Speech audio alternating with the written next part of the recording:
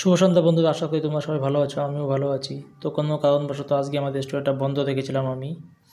আজকে অ্যাকচুয়ালি আমি একটু রেস্ট করেছিলাম, সেই জন্য বন্ধ রেখেছি রেস্টুরেন্টটা আজকে একটু। আমি গেছিলাম আমাদের পাশে গিয়ে, আমি দাস উৎসব হচ্ছে, দাস দেখতে গেছিলাম। তো সর্বপ্রথম ওখানে গিয়ে আমি কিছু প্রণামী বাক্সে কিছু দান করে তারপর আমি এই মাথায় টিকা নিয়ে আমি এক রাস উৎসব দেখছিলাম।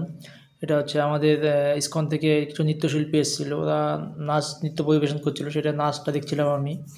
তারপর আমার কিছু বন্ধুবান্ধব আসে, ওদের সঙ্গে আমি কিছু ফুচকা, ঘুগনি, বাদাম ফাদাম খেয়ে একটু ঘোরাঘুরি করছিলাম। তারপরে আমি আবার চলে আসি রাসের মাঠে এসে এক এক করে প্রতিমা দর্শন করি।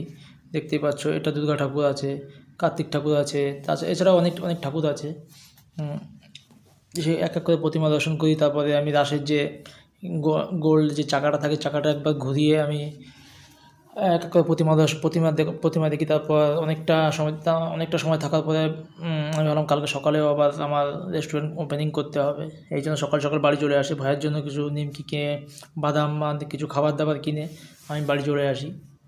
বাড়ি এসেই মাত্র দেখলাম যে ভিডিও এডিটিংয়ে বসে গেছি আবার।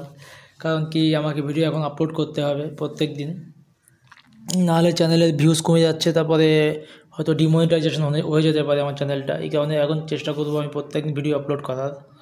যেভাবে হোক